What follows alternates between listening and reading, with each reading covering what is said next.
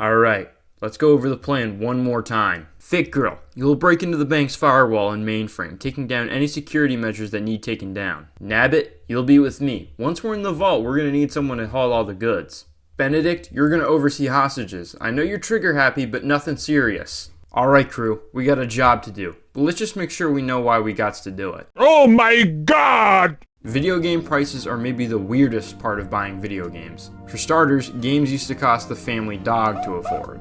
With the Atari 2600 costing $200 when it was released, which is now, and games having a wide range of prices, which usually depended on just whatever the publishers were feeling that morning, but was usually somewhere around $60 to $80. This Wild West approach of video game pricing would continue pretty much up until the 6th generation of gaming, where we saw the standard price for most new console games was $50.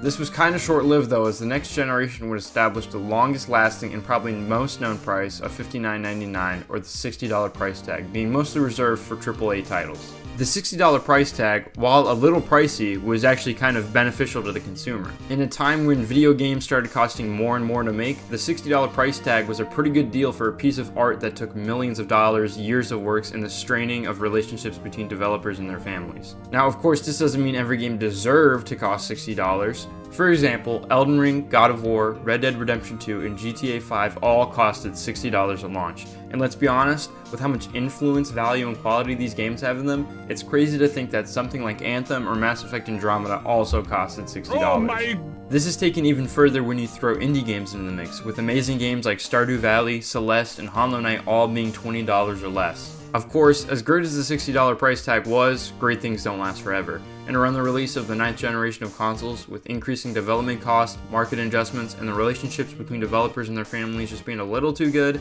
AAA titles started to cost $70. Now, of course, the first $70 video game had to be something special, had to make an impact and show that $70 is still a really good price. In the beginning of the $70 price tag era, what games tended to do was make the new gen version of the game cost $70, but you could still just buy the old previous gen game for $60 and play it on your new console. So if you really wanted those frames and better resolution, you're gonna have to fork over $10. Combine this with the fact that mostly every yearly 9th generation game was also released for the previous generation, and you had a simple and easy way of making games cost $70 now.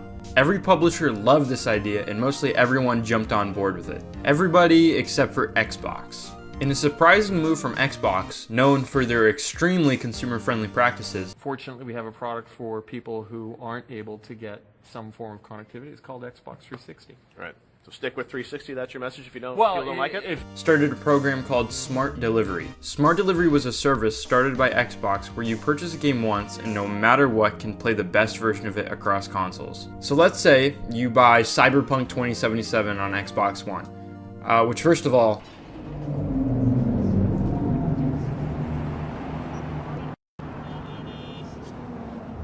but you eventually buy an Xbox Series X, and when you install Cyberpunk again, you get the Series X version of the game with a boost of performance and resolution at no extra cost. This program was super convenient, mostly due to it being a pretty much free upgrade to last-gen titles on new-gen hardware for free. Even new releases like Armored Core 6 and Yakuza were part of the program, all being $60 titles with next-gen upgrades for free. The whole program set a really good precedent in the gaming industry in general, something Xbox almost never does, and every company would probably follow suit to compete with Xbox's competitive new program.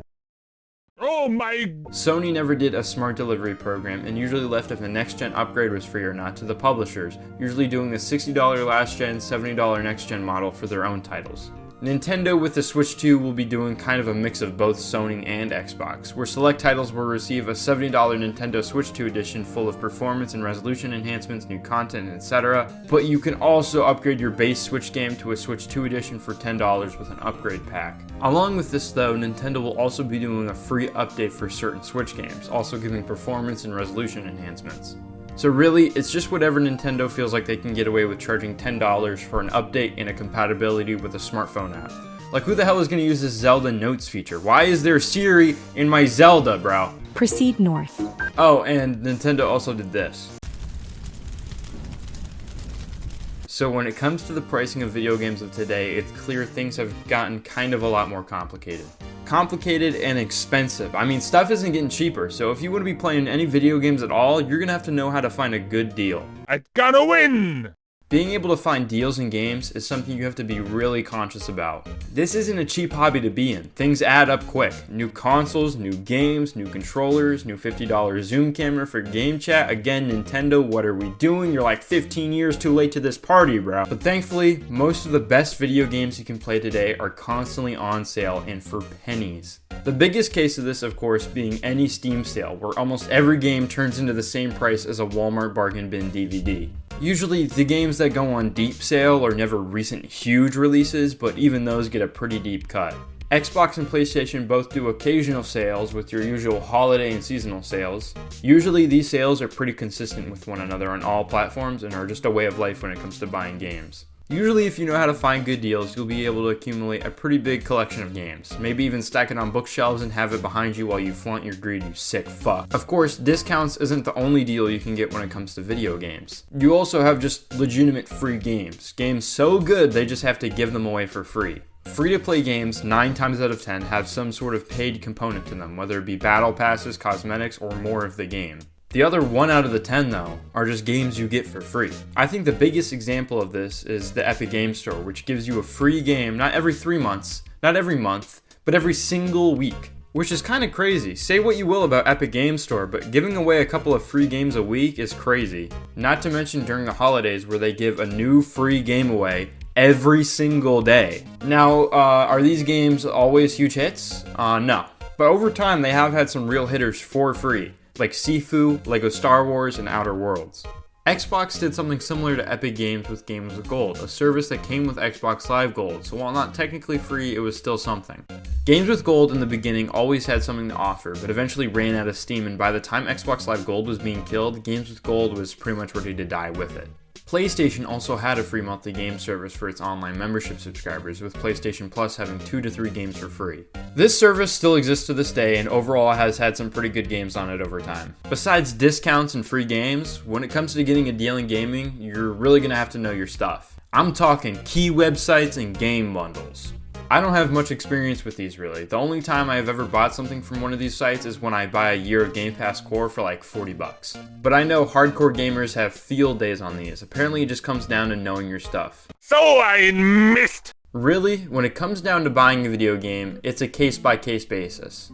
Maybe a game is coming out that you're really excited about and you know you're gonna buy it at launch, so you pre-order it. Pre-ordering a game, while understandable, and trust me, I am no saint, I've had my fair share of pre-orders, isn't the best practice when it comes to buying a video game. There are numerous reasons why pre-ordering a game is very wrong, with the first being that the game could just suck. And now you're stuck with a shitty game you don't really like playing, and you already spent the $70, so you feel like you have to play it. The game could also just not work in the case of games like Cyberpunk or Halo Master Chief Collection. So overall, while you might miss out on a skin for your character you might not even use, pre-ordering a game is mostly a risk not worth taking. Okay, so you don't pre-order a game and wait a couple of days after release and see a general good perception of the game. Nice, you give the $70 over and enjoy the game with everyone else. Of course, this transaction today is pretty much all digital. But what if you're more of a physical gamer? Walmart. You have to go to an employee and beg them to get you the new Pokemon like it's some sort of John Cena humiliation ritual. GameStop. You have to skip like 30 lines of dialogue about subscriptions and returns and pre-orders all to buy God of War. For most of my life though, I've stuck to buying games digitally, and in today's age, most people are buying their games digitally as well, but still, fuck Walmart.